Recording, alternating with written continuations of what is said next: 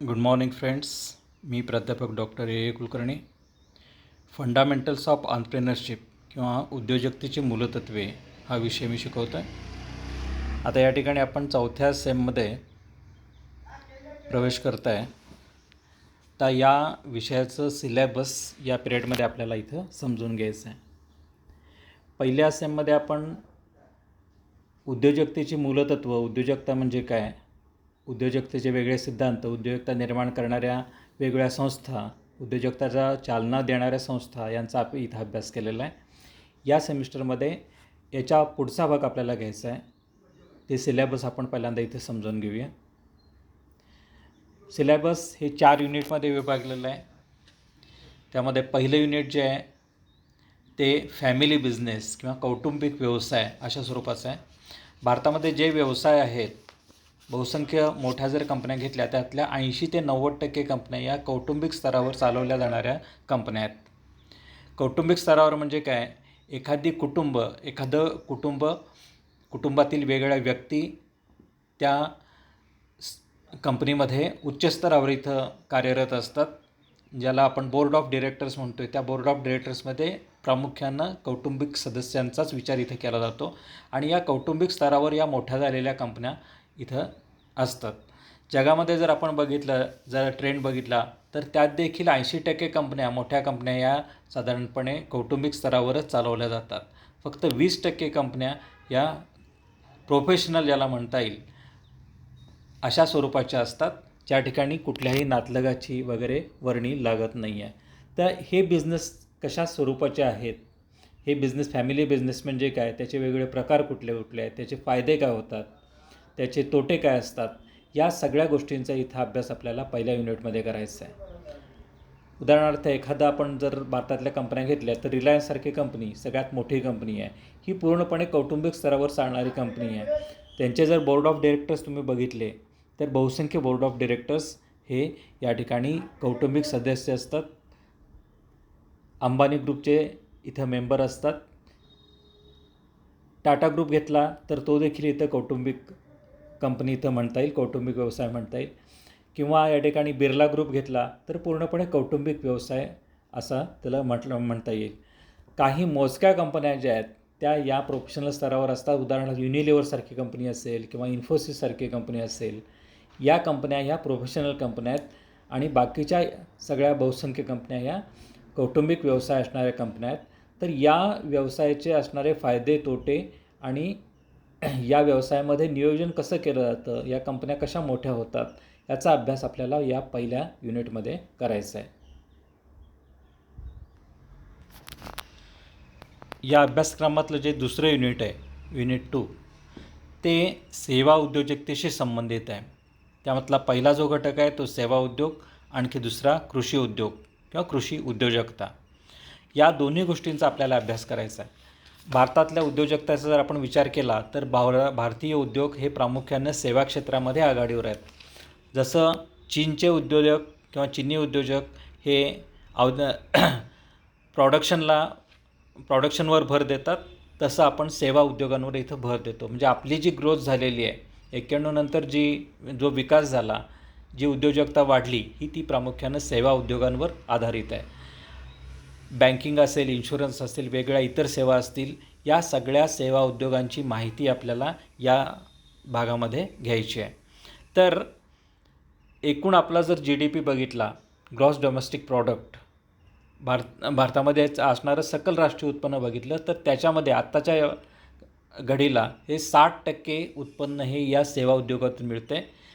साधारण 20 ते 25% उत्पन्न हे उत्पादक उद्योगातून, ज्याला प्रोडक्शन इंडस्ट्री म्हणतो आहे, त्यातून मिळतं आणि बाकीचं हे कृषी क्षेत्रातून मिळतं आहे. म्हणजे कृषी क्षेत्रावर जास्त लोकसंख्या आपली आधारित असली तरी देखील निर्यातीमध्ये किंवा GDPमध्ये सेवा उद्योगाचा वाटा हा मोठा आहे. तर सेवा उद्योग म्हणजे काय, सेवा कशा असतात, सेवामध्ये काय काय कुठल्या कुठल्या घटकांचा समावेश होतो, काय काय संधी प्राप्त होतात, या सगळ्या गोष्टीचा इथं आपल्याला अभ्यास करायचा.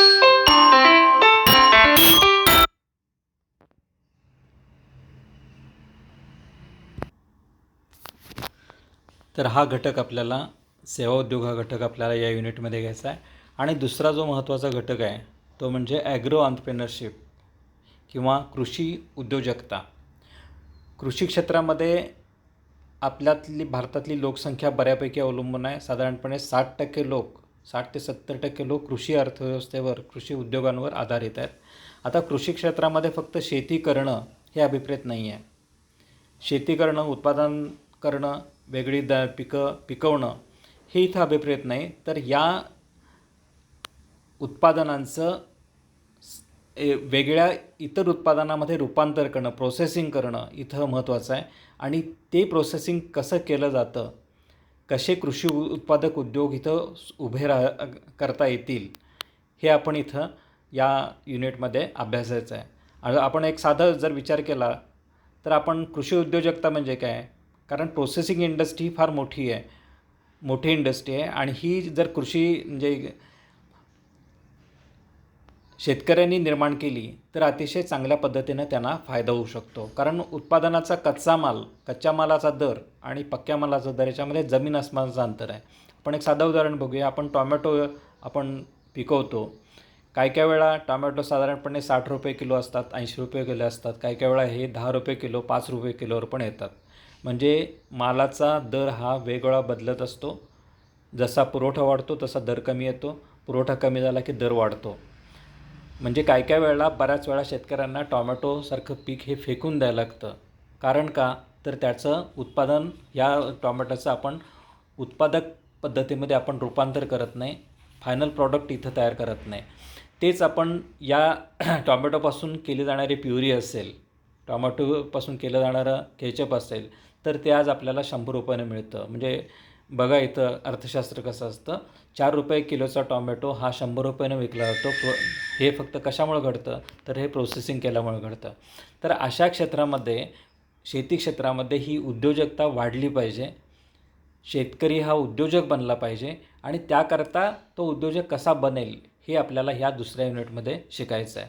तर याच्यामध्ये वेगवेगळ्या असणाऱ्या संधी, उद्योजकतेसमोर असणारे वेगवेगळे पर्याय, उद्योजकतेचा होणारा विकास, हे आपल्याला या सगळ्या गोष्टीमध्ये इथं अभ्यासायचं आहे.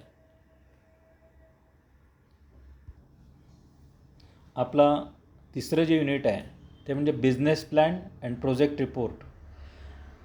एखादा व्यवसाय सुरू करायचा झाला तर आपल्याला विशिष्ट पद्धतीचा प्लॅन तयार करायला लागतो, नियोजन करायला लागतं. आणखी त्याकरिता एखादा प्रोजेक्ट रिपोर्ट तयार करणं इथं आवश्यक असतं. म्हणजे प्लॅन हा सहजासहजी होऊ शकत नाही, किंवा मनात आलं आणि प्लॅन तयार केला, मनात आलं की उद्योग सुरू केला, असं होत नाही आहे. उद्योग ही दीर्घकाळ चालणारी प्रक्रिया असते. म्हणजे एखादा उद्योग स्थापन करायचा असेल तर त्याला खूप वेळ लागतो. त्याला अनेक गोष्टी त्या उद्योजकाला इथं कराव्या लागतात. त्यातला महत्त्वाचा घटक म्हणजे प्रोजेक्ट रिपोर्ट. बऱ्याच वेळा आपल्याला बँकांकडून अर्थसहाय्य घ्यावं लागतं, वित्तीय संस्थांकडून अर्थसहाय्य घ्यावं लागतं. आणि त्या संस्थांसमोर अर्थसहाय्य घेत असताना किंवा कर्ज घेत असताना आपण नेमकं काय करणार आहोत हे इथं सांगायला लागतं. फक्त इथं सांगून चालत नाही, त्यांना ते पटवून द्यायला लागतं की आपण असा उद्योग सुरू करणार आहे, अशी यंत्रसामुग्री आणणार आहे, असे कामगार असतील, या ठिकाणी हा उद्योग असेल, उद्योगाचा विस्तार वाढ अशा पद्धतीनं होईल. हे सगळं जर त्यांना पटलं तरच त्या ठिकाणी आपल्या उद्योगाला इथं कर्ज मिळू शकतं, अन्यथा इथं कर्ज मिळू शकत नाही. त्यामुळं उद्योग सुरू करत असताना त्याचं नियोजन करणं, प्लॅन करणं आणि त्यानंतर त्यासंबंधीचा प्रोजेक्ट रिपोर्ट तयार करणं, या दोन्ही घटक आपल्याला या युनिटमध्ये घ्यायचे आहेत.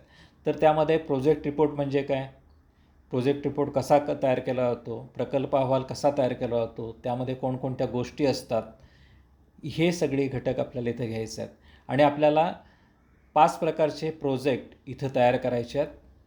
ते म्हणजे एक पहिला जो प्रोजेक्ट आहे तो रिटेल स्टोअरचा आहे. एखादं स्टोअर उभं करायचं असेल तर प्रोजेक्ट रिपोर्ट कसा केला जाईल हे आपल्याला इथं अभ्यासायचं आहे. त्यानंतर दुसरा जो रिपोर्ट आहे तो म्हणजे ब्युटी पार्लरचा आहे. तिसरा प्रोजेक्ट आहे तो म्हणजे ऑइल मिल कशी तयार करायची, ऑइल मिलचा रिपोर्ट कसा तयार करायचा. चौथा जो आहे तो कोल्ड स्टोरेज, म्हणजे कृषी उद्योगांकरता आज आवश्यकता असेल तर त्या कोल्ड स्टोरेजची आवश्यकता जास्त असते, तर कोल्ड स्टोरेजचा प्रकल्प कसा सुरू करता येईल. आणखी पाचवा जो उद्योग आहे तो म्हणजे इको फ्रेंडली बॅग प्रोडक्शन.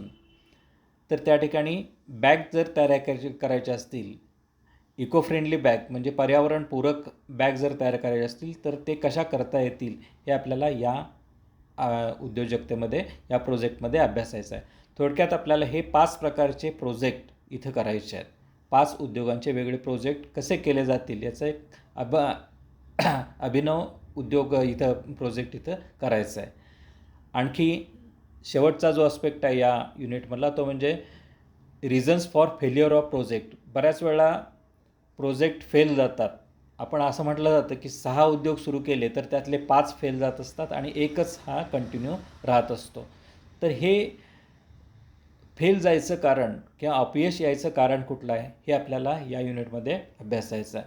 थोडक्यात या युनिटमध्ये बिझनेस प्लॅन कसा करायचा, त्याकरता प्रोजेक्ट कसा करायचा, वेगळे प्रोजेक्ट कसे केले जातात, 5 प्रकारचे प्रोजेक्ट हे कसे तयार करायचे आणि प्रोजेक्टमुळं देखील या युनिटचं किंवा उद्योग सुरू करण्याचं कसं नुकसान होऊ शकतं, म्हणजे प्रोजेक्ट रिपोर्ट चांगला नसला तर त्या ठिकाणी कसं नुकसान होऊ शकतं हे आपल्याला या युनिटमध्ये इथं अभ्यासायचं आहे. चौथं जे युनिट आहे ते म्हणजे वुमन ऑन्ट्रेप्रेनरशिप किंवा स्त्री उद्योजकता. आजच्या काळामध्ये स्त्री आणि पुरुष असा फारसा भेद इथं राहिलेला नाही. स्त्रियांनी प्रत्येक क्षेत्रामध्ये मुसंडी मारलेली आहे. प्रत्येक क्षेत्रामध्ये स्त्रिया आता कार्यरत आहेत. तर त्या ठिकाणी उद्योजकतेमध्ये देखील स्त्रिया कशा येऊ शकतात, उद्योजकतेमध्ये स्त्रियांना कसा वाव आहे आणि स्त्रीय उद्योजकांना वेगळ्या प्रकारचं कुठलं सहाय्य मिळू शकतं हे आपल्याला या युनिटमध्ये अभ्यासायचं आहे. स्त्री उद्योजकता म्हणजे काय, स्त्री उद्योजक कसे निर्माण होतात, स्त्री उद्योजकांना मिळणारे फायदे कुठले आहेत, त्यांच्यासमोर असणारे वेगळे अडथळे कुठले आहेत, या सगळ्या गोष्टी आपल्याला या युनिटमध्ये अभ्यासायचं आहे. आणि त्यातला हा दुसरा जो भाग आहे तो म्हणजे आपल्याला भारतातल्या आणखी परदेशातल्या 5 प्रमुख उद्योजकांची माहिती इथं घ्यायची आहे. तर ते उद्योजक म्हणजे पहिला जो उद्योजक आहे ॲमेझॉनचे जेफ बेझोस. ॲमेझॉन ही जगातली सगळ्यात मोठी कंपनी आहे. म्हणजे 1 नंबरची नसली तरी पहिल्या 10मध्ये असणारी कंपनी आहे ॲमेझॉन, आपल्याला सगळ्यांना माहिती आहे. तर त्याची स्थापना ज्यांनी केली ते जेफ बेझोस यांचं आपल्याला इथं माहिती घ्यायची आहे. त्यानंतर दुसरं जे आहे ते BVG ग्रुप, महाराष्ट्रातला ग्रुप आहे. त्यांचे जे उद्योजक आहेत, हा जो ग्रुप ज्यांनी स्थापन केला ते हनुमंत गायकवाड यांची माहिती आपण इथं घ्यायची आहे, BVG ग्रुप. त्यानंतर तिसरा जो आहे तो म्हणजे रामदास माने यांची इथं माहिती घ्यायची आहे. त्यांनी देखील मोठा उद्योग इथं सुरू केलेला आहे, महाराष्ट्रीय उद्योजक आहेत. त्यानंतर हे 3 उद्योजक आपण अभ्यासायचे आहेत. त्याच पद्धतीनं स्त्री उद्योजकांमध्ये अदिती गुप्ता, व्हिस्पर गर्ल म्हणून ज्याला ओळखलं जातं, या उद्योजकीची आपण ओळख करून घ्यायची आहे. दुसरं जे आहे ते माणदेशी फाउंडेशन म्हणून इथं माणदेशामध्ये स्थापन केलेलं आहे, त्या चेतना गाला सिन्हा यांची देखील आपल्याला इथं या युनिटमध्ये माहिती घ्यायची आहे. आणि तिसऱ्या ज्या उद्योजिका आहेत ते म्हणजे वंदना लुथरा यांनी एक मोठी कंपनी स्थापन केलेली आहे, VLCC. म्हणजे प्रामुख्यानं सौंदर्य प्रसाधनामध्ये प्रसिद्ध असलेली ही जी कंपनी आहे ती ज्यांनी स्थापन केली त्या वंदना लुथरा यांची इथं माहिती घ्यायची आहे. थोडक्यात या युनिटमध्ये स्त्री उद्योजकता म्हणजे काय, स्त्री उद्योजकतेचे प्रकार, स्त्री उद्योजकांसमोर असणाऱ्या अडचणी हे आपल्याला अभ्यासायचं आहे. त्याच पद्धतीने जगातले 3 उद्योजक किंवा मोठे 3 उद्योजक, पुरुष उद्योजक आणि 3 स्त्री उद्योजिका यांच्या उद्योगांची, त्यांच्या कार्यशैलीची आपण इथं माहिती घेणार आहोत. थोडक्यात 4 युनिटमध्ये हा सगळा अभ्यासक्रम इथं समाविष्ट आहे. आज या ठिकाणी आपण इथंच थांबूया आणि यानंतरच्या उद्याच्या पिरियडमध्ये पहिला जो घटक आहे कौटुंबिक व्यवस्थापन हा इथं आपण अभ्यासूया. थँक्यू.